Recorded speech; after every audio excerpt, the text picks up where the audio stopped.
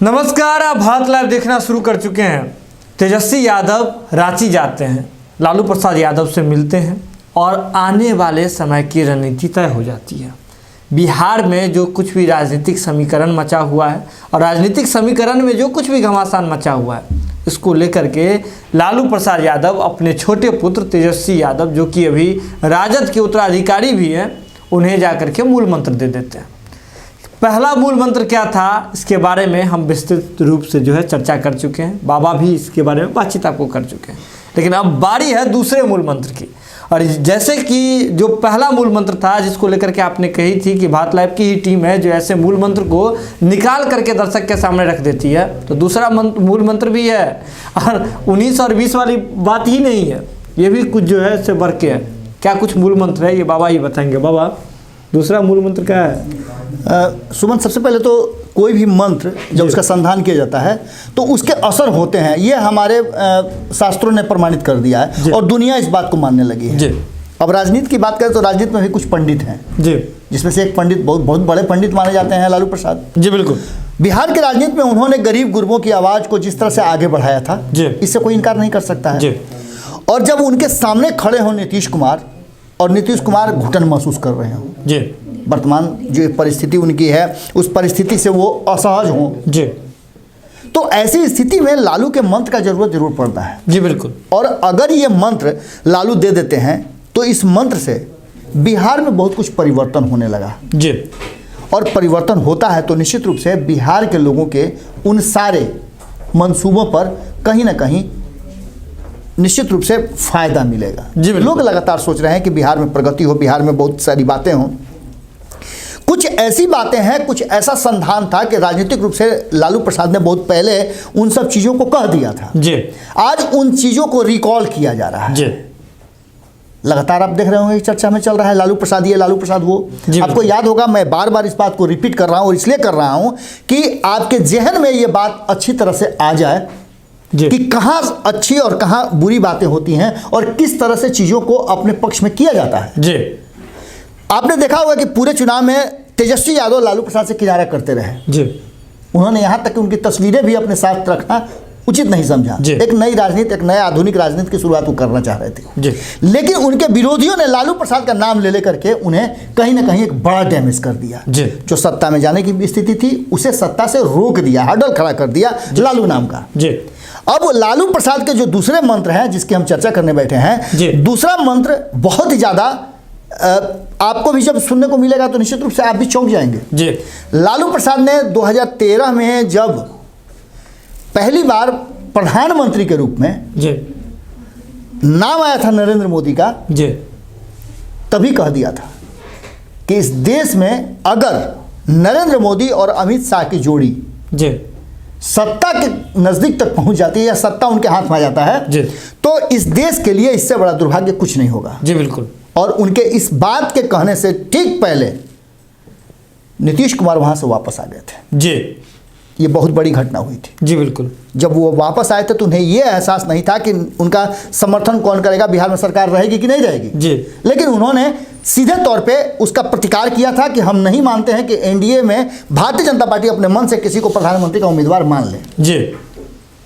और वहाँ से वो सरकार गिरा दिए थे और जब वो फिर से सरकार बनाने के लिए सोच ही रहे थे तो लालू प्रसाद ने उनका साथ दे दिया जी।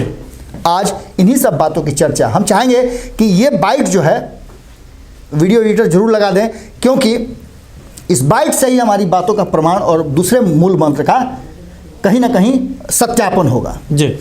और राष्ट्रीय जनता दल की पहली प्राथमिकता होती है धर्मनिरपेक्ष मतों का विभाजन न हो, और मेरी कोशिश उसी दिशा में होता है, क्योंकि देश का कहीं ना कहीं डेमोक्रेसी खतरे में है। लालू जी ने 14 में भी कहा था और 15 में भी, इस देश में अगर भारतीय जनता पार्टी की सरकार आ गई तो देश कहीं ना कहीं लोकतांत्रिक रूप से कमज़ोर हो जाएगा।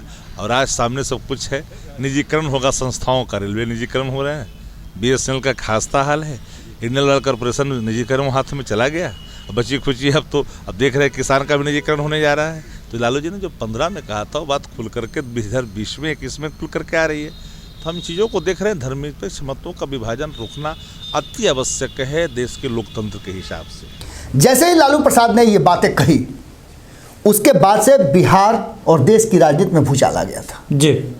नीतीश कुमार अलग हो गए थे और नीतीश कुमार ने 2014 का चुनाव बिल्कुल अलग थलग लड़ा था। जी। लालू प्रसाद तब भी कह रहे थे, और ये बात 2013 से जो शुरू हुई थी 2015 तक कहीं ना कहीं बिहार में भारतीय जनता पार्टी के मंसूबों पर पानी फेर दिया था लालू प्रसाद को उसी मंत्र ने। जी बिल्कुल। और यहाँ की जनता को समझाने में सफल हो गए थे। जी। आज एक बार फिर से स्थिति वही आ गई है जी। और सारे जितने भी एनडीए के दोस्त थे लगभग सभी अब एनडीए से खफा चल रहे हैं। आप दोस्तों के फहरिस्त उठा के देख लीजिए तो कोई ऐसा पुराना और नया दोस्त नहीं है जो कहीं ना कहीं भारतीय जनता पार्टी से अलग नहीं हो गया, और भारतीय जनता पार्टी के कारण ही उसे अलग होना पड़ा है, ये भी एक बहुत बड़ा कारण है। चाहे आप शिवसेना की बात कर लें, चाहे शिरोमणि अकाली दल की बात कर लें, चाहे आप झारखंड की बात कर लें, चाहे मायावती की बात कर लें, आप जिसकी भी बात कर लें, इवन की लोजपा तक परेशान है, उसे यह भी पता नहीं चल रहा है कोई एनडीए में है कि नहीं है। बिल्कुल। अब एक बचे हुए नीतीश कुमार, और नीतीश कुमार वो अंतिम समाजवादी नेता होंगे जिनको या तो भारतीय जनता पार्टी खा जाएगी या फिर भारतीय जनता पार्टी को छोड़ करके वो अपना अस्तित्व बचाने की लड़ाई लड़ेंगे। और यही वो मंत्र है जिसको लेकर के लालू प्रसाद ने दिया है कि समाजवाद को बचाने के लिए और बिहार से भारतीय जनता पार्टी को बाहर करने के लिए, बिहारियों को बचाने के लिए भारतीय जनता पार्टी से जो कुछ भी करना है वो काम करिए। जी बिल्कुल। तो कहीं ना कहीं लालू प्रसाद यादव ने स्पष्ट कर दिया है जो बिहारियों को बचाने के लिए और बिहार के साथ साथ देशवासियों को भी बचाने के लिए। जी। शक्ति सिंह का जो बयान है वो बयान आपने देखा, उस बयान से बहुत कुछ बातें सामने आती है और कोई हवा हवाई बयान नहीं है। जी। ये बयान पहले से भी बहुत सारे तो हवा हवाई बयान है, बुरा बाल साफ करो वगैरह वगैरह, इन सब बयानों का आज तक कोई भी प्रमाण नहीं मिला है। जी। लेकिन इन बयानों के प्रमाण हैं। जी। अक्सर लालू प्रसाद ने जब ये कहा है कि हम किसी भी परिस्थिति में भारतीय जनता पार्टी के साथ नहीं जा सकते हैं, और नीतीश कुमार जब गए थे तब भी उन्होंने रोका था। जी बिल्कुल।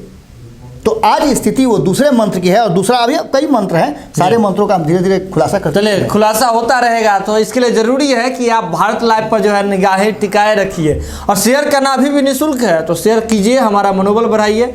यूपीआई नंबर है, वहाँ जाके आप सहयोग कर सकते हैं, आप सहयोग कर भी रहे हैं, अच्छा लगता है।